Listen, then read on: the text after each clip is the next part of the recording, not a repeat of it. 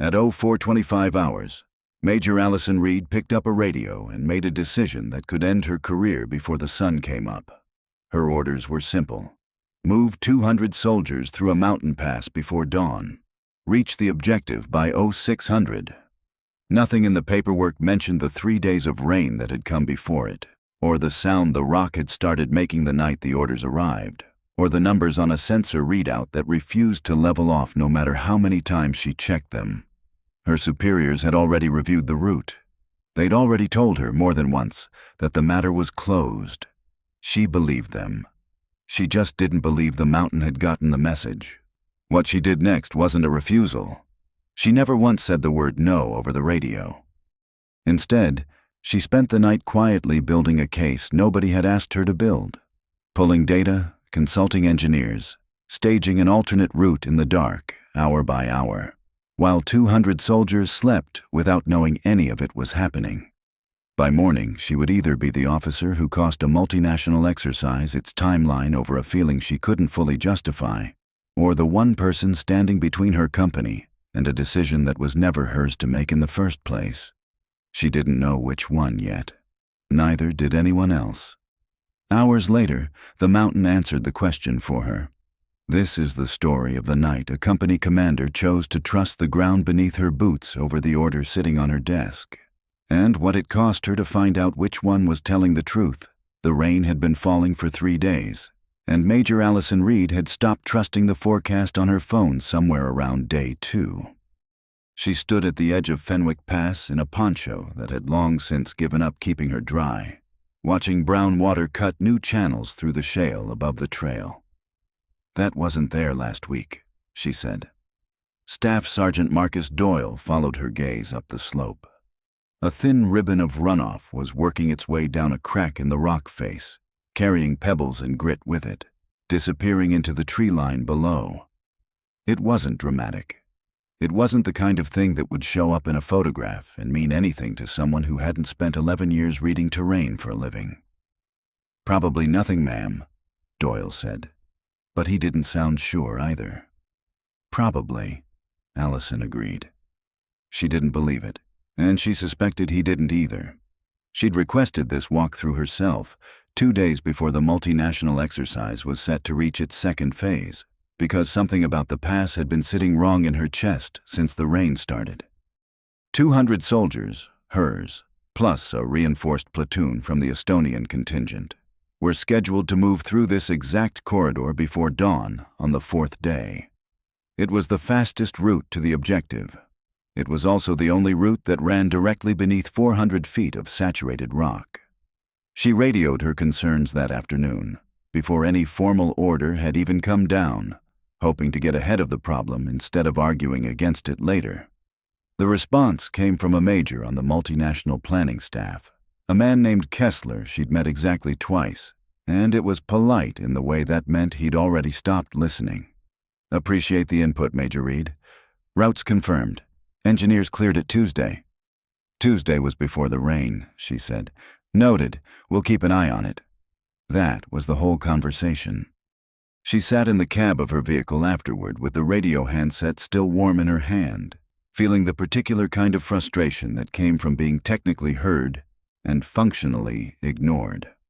Back at the company command post, a converted shipping container with 2 space heaters fighting a losing battle against the damp, Allison peeled off her wet gloves and found her notebook where she'd left it, open to the terrain sketch she'd been updating for a week. Taped inside the front cover was a photograph of her son, Danny, 15 years old, squinting into the sun at a lake somewhere in Virginia. She looked at it most days without really seeing it. Tonight, she looked longer than usual. Her executive officer, Captain Priya Nair, ducked in out of the rain holding 2 cups of coffee that had gone lukewarm somewhere between the mess tent and here. She handed one over without being asked. "You look like you're about to say something I don't want to hear," Nair said. "The pass," Allison said. "I don't like it." "You said that yesterday." "I liked it less yesterday than I do today." Nair sat down across from her, the folding chair creaking under her weight. "Kessler's not going to move the timeline. You know that. The whole multinational schedule is built around us hitting that objective by 0600. I know. So what are you going to do? Allison didn't answer right away. Outside, the rain had eased into something steadier and less violent, which somehow felt worse than the earlier downpour. Less like a storm passing through and more like water finding all the time it needed to do its work quietly. I don't know yet, she said finally. But I'm not putting 200 soldiers under that rock because a Tuesday inspection says it's fine.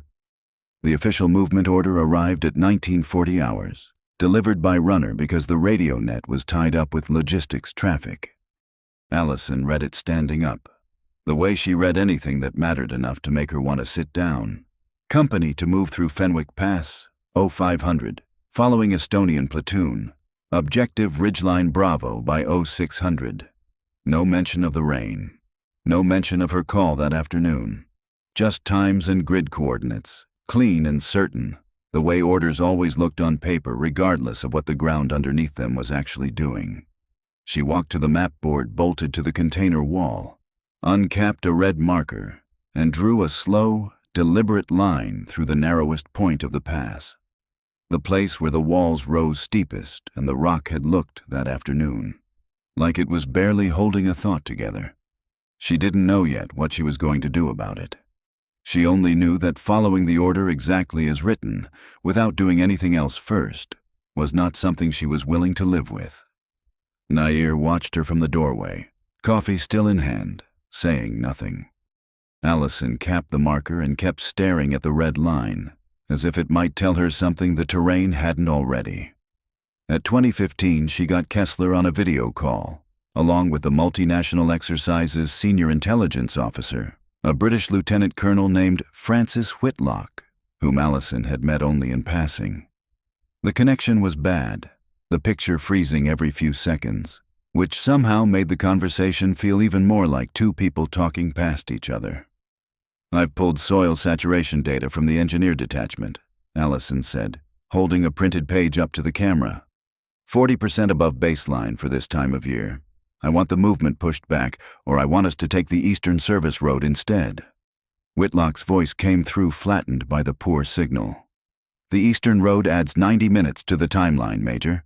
That puts the Estonian platoon's follow-on assault outside their supporting fire's window. I understand that. Do you? Because from where I'm sitting, this looks like a company commander asking to redesign a multinational schedule the night before execution based on a feeling. It's not a feeling.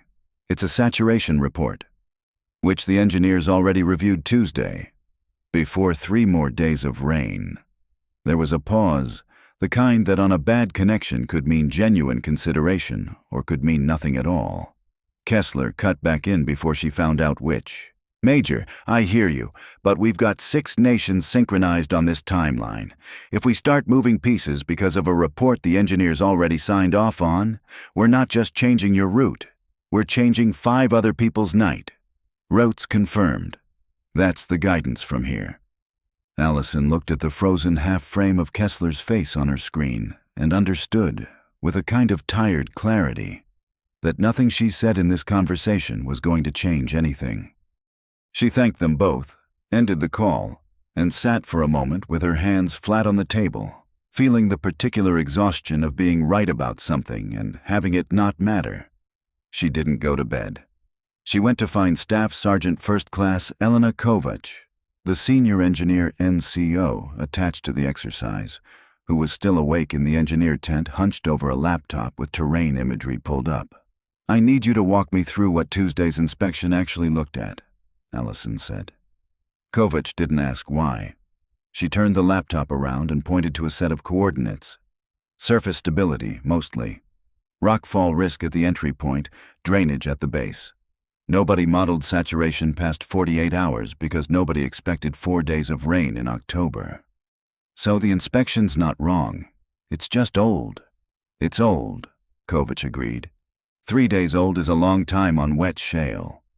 Allison asked her to pull whatever imagery she could of the pass from that afternoon, and the two of them spent the next hour comparing it against the Tuesday survey, marking every place the water had changed the terrain in ways the original report hadn't accounted for. It wasn't dramatic work. It was slow, careful, The kind of thing that would mean nothing to anyone who hadn't asked to see it, and everything to anyone who eventually would. By 2300, Allison had what she needed to believe her own judgment, even if she couldn't get anyone above her to share it. What she didn't have was permission to act on it. She found Doyle next, and laid a fresh map across the hood of a vehicle under a red lens flashlight. "I'm not disobeying the order," she said, before he could ask. "The order stands. Company moves at 0500. Through the pass. Through the pass. If the pass is still there in the morning and nothing better comes up between now and then." She traced a line with her finger along the Eastern Service Road, the same route Whitlock had dismissed as too slow. "But I want a plan ready in case something changes.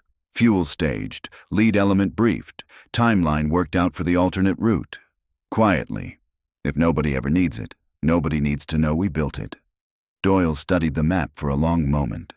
"That's a lot of prep for a plan you're hoping you don't use. I'd rather have it and not need it." He didn't argue. That was one of the things she'd always trusted about him. He didn't need convincing twice once he understood the reasoning. He started making calls to the platoon leaders under the guise of routine contingency planning, careful not to use language that would sound like she was second-guessing an order that, on paper, she still fully intended to follow. Allison stayed at the map long after he left, watching the red line she'd drawn earlier bleed faintly through the plastic overlay, and found herself doing something she rarely allowed herself in the field. She thought about Danny, asleep 4,000 miles away, and wondered what she would tell him if he ever asked what she'd done on a night like this one. She didn't have an answer yet. It was 2340. She had 5 hours left to find one. At 0130, Kovach came to find her. Allison was still at the map table, 3 cups of coffee deep, when the engineer NCO ducked into the container holding a tablet with a new set of readings on it. "Ma'am, I set up a portable sensor at the pass entry after we talked. Wanted real numbers, not guesses. And water table's still rising. Slower than earlier tonight, but it hasn't turned yet. If this were a construction site back home, we'd have already closed it." Allison took the tablet and studied the graph. A steady climbing line with no sign of leveling off. It didn't tell her anything she didn't already believe. It just made the believing harder to set aside. "Does anyone else have this?" she asked. "Just us. I can send it up the net if you want."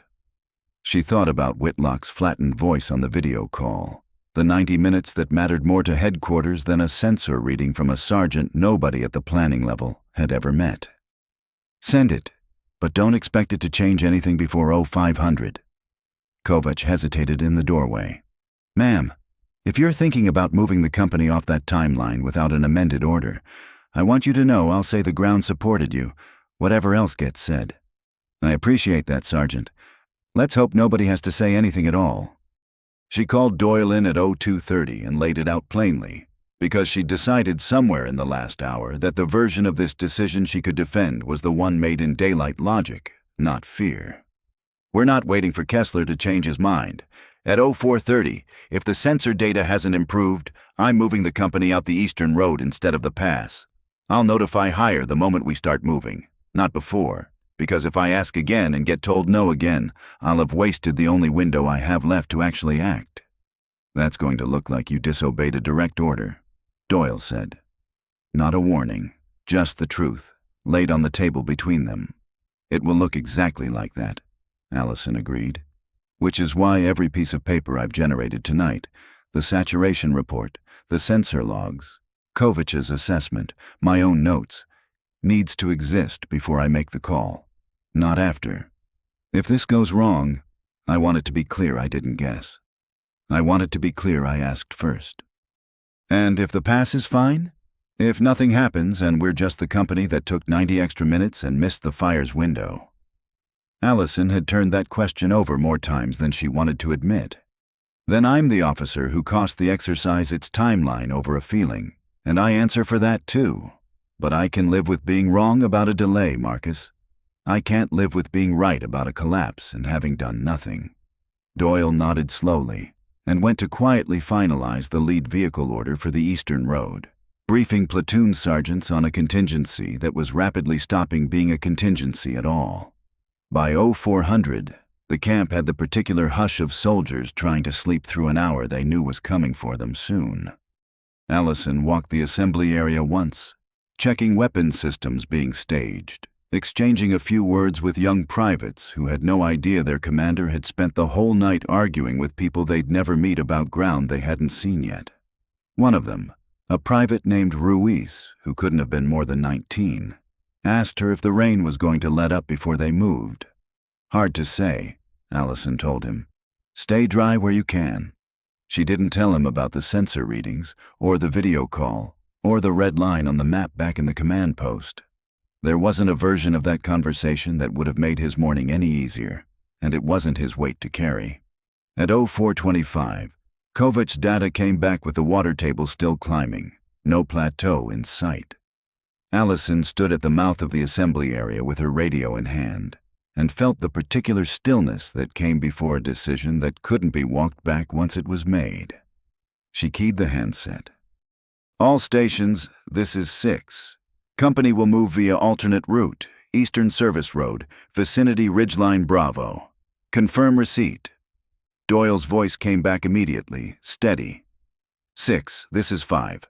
Copy alternate route. Moving now." She switched frequencies and called it up to headquarters exactly as she'd promised herself she would.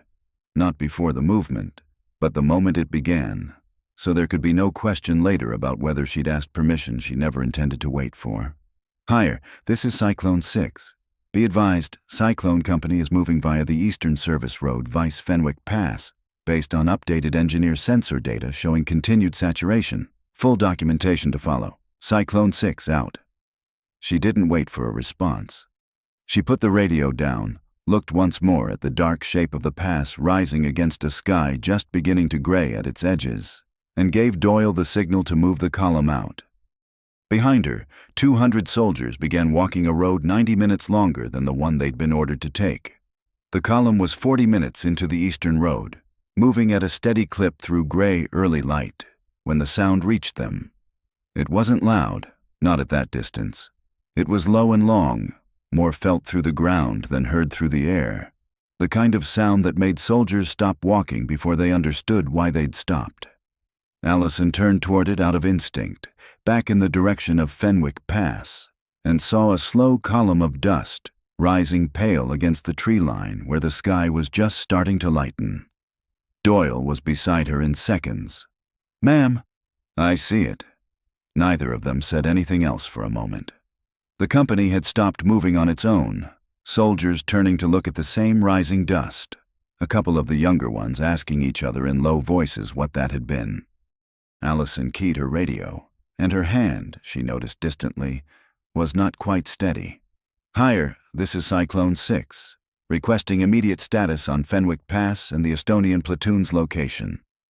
The response took almost 2 full minutes, which was long enough for Allison to run through every version of what those 2 minutes might mean. When Whitlock's voice finally came back, it had lost the flattened procedural tone from the night before. "Cyclone 6, be advised. The Estonian platoon's movement was delayed at 0440 for a vehicle recovery. They had not yet entered the pass. Confirming now that a significant rock slide has occurred at the pass entry point. No personnel in the collapse zone. Repeat, no personnel in the collapse zone." Allison lowered the radio and let out a breath she hadn't realized she'd been holding since 0425. Around her, the news moved through the column the way news always did in the field, soldier to soldier, faster than any official channel could manage, and she watched something pass through 200 young faces that she recognized because she felt it too. The particular, unsteady relief of understanding, all at once, exactly how close something had come. Ruiz, the private she'd spoken with in the assembly area, found her a few minutes later, his face still working through what he'd just heard. "Ma'am, that was our route. That was supposed to be us." "It was," Allison said, because there wasn't a version of that answer that helped him more by being softer. He didn't say anything else. He just nodded once and went back to his position in the column, and Allison understood that whatever else happened to her because of the decision she'd made overnight, that nod was the only kind of thanks she was ever going to need. The satisfaction of being right lasted less than an hour. At Ridgeline Bravo, once the company had reached the objective and Allison had accounted for every soldier, a runner arrived from the headquarters element with a message that had clearly been drafted before anyone up the chain had fully absorbed what had just happened on the ground. It requested, the word chosen carefully, though its meaning was not gentle, that Major Reed report to the multinational command post upon completion of the current phase for an accounting of the decision to divert from an approved movement order without authorization. Nair read it over Allison's shoulder and said what they were both thinking. They almost died because of that order, and they're asking you to explain yourself for not following it. I disobeyed a direct order, Priya. That's not nothing, whatever else is true. You disobeyed a direct order that would have killed 200 people. I believed it would have. That's the part they're going to want to take apart piece by piece. What I believed, when I believed it, and whether I had any business acting on it instead of just complaining about it through channels like I was supposed to. Nair didn't have an answer for that, and Allison didn't expect one. She had spent the whole night building a case for a decision that hadn't yet been tested by anyone whose job was to look for the places it might fall apart. The sensor data, the saturation report, Kovach's assessment, the time-stamped radio call the moment the movement began instead of before it. All of it had been assembled to survive exactly the kind of scrutiny that was now, only a few hours later, actually arriving. She thought of Kessler's voice on the video call the night before, certain and unhurried. Roots confirmed. She thought of the dust column rising over the tree line, and of Ruiz's face when he understood what it meant. She thought, too, of the conversation she would eventually have to have with Danny, and how she still didn't know what she was going to tell him, only that the shape of the answer had changed sometime between 0425 and the sound the mountain had made when it finally gave way. Whatever board or panel or colonel was waiting for her at the command post would decide what her decision had actually been, judgment or insubordination that happened to turn out well. Allison folded the message, put it in her jacket pocket, and gave the order to continue the mission as planned, because there was still an exercise to run, and soldiers under her command who needed her attention more than her own uncertainty did.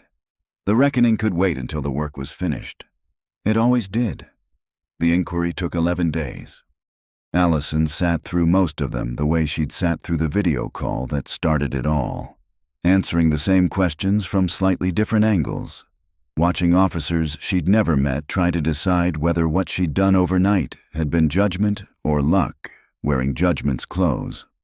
A colonel from the multinational headquarters chaired the board, flanked by an American engineer major and, to Allison's quiet relief, a logistics officer from the Estonian contingent, whose platoon had been 40 minutes from the collapse zone when the recovery vehicle broke down. They asked her to walk through the timeline more than once. 1940, when the movement order arrived. 2015, the call with Kessler and Whitlock. 2300, the hour she'd spent with Kovach comparing imagery. 0425, the sensor reading that hadn't turned. 0430, the radio call announcing a decision already in motion rather than one still waiting on permission. You didn't wait for authorization, the colonel said, on the third day, not unkindly, just precisely. You made the call and reported it as it happened. Yes, sir. Why not simply refuse the order outright, through the chain, and let it be resolved above your level? Because by the time it was resolved, sir, it would have been too late to matter. I didn't have the luxury of an argument I could win slowly. I had a saturation curve that wasn't leveling off and 5 hours until execution. Kovach testified the following morning, laying out the sensor data with the same unhurried precision she'd shown Allison in the engineer tent. And when the board asked whether the Tuesday inspection had been negligent, she said no. It had been accurate for the day it was conducted, and simply overtaken by 3 additional days of rain nobody had built into the model. It was, in its way, the most damning kind of finding for headquarters and the most exonerating one for Allison. Nobody had been wrong on purpose. The system had just been slower than the weather. Whitlock testified too, and Allison watched her choose her words with visible care. In hindsight, Major Reed's concerns were substantiated by data that, at the time, I did not have sufficient reason to weigh above the engineer assessment already on record. I don't believe that was an unreasonable position to hold on the information available to me at 2015 hours. I also don't believe it was unreasonable for her to act as she did once she had additional information I chose not to act on. It wasn't an apology. It was close enough. The board's findings, when they came, filled 4 pages of careful, unemotional language that amounted to a single conclusion.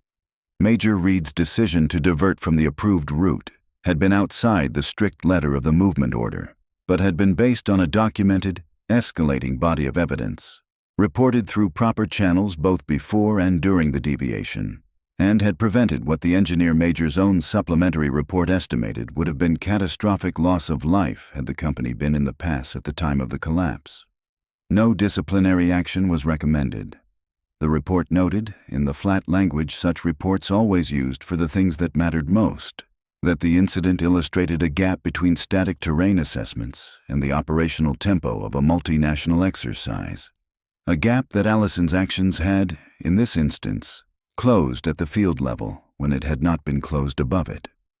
Kessler found her outside the command post the day the findings were released, looking like a man who had spent 11 days rehearsing what he wanted to say and still hadn't landed on all of it. "I want you to know I've requested the sensor protocol you and your engineer sergeant used get built into future exercise planning," he said. "It shouldn't have taken almost losing 200 soldiers to prove it mattered." "No," Allison agreed. "It shouldn't have." He nodded, accepting that without trying to soften it, and that was the whole conversation. It was enough. That evening, back at the company area, Doyle found her outside the command post container, the same spot where she'd stood 11 days earlier with a red marker and a map that hadn't yet told her anything she could prove. Ruiz was on watch nearby and gave her a small nod as she passed, the same nod from the road, and she understood by now that it was simply his way of saying thank you without making either of them talk about it directly. "Danny call today?" Doyle asked. He'd met her son twice, at homecoming, and had never forgotten a name once he'd learned it. "Tomorrow, probably. It's late there." Allison looked out at the tree line, dark now, unremarkable, nothing like the pale rising dust it had produced 11 days before. "I think I finally know what I'm going to tell him. Yeah, I'm going to tell him I did my job. Not that I broke a rule, not that I got lucky, that I looked at the ground in front of me, and I did the part of the job nobody else was going to do that night." Doyle considered that and nodded, the way he always did when he'd heard something and decided it was true. "That's a good thing to tell him," he said. Allison thought so too. It was, she realized, the first time in 11 days she'd let herself think so without qualification. Somewhere above the tree line, the sky had cleared for the first time in almost 2 weeks, and for tonight at least, that felt like enough. Thank you for staying with Major Reed's story until the end. If it moved you, a like helps more than you know, and subscribing means you won't miss the next story like it. See you in the next one.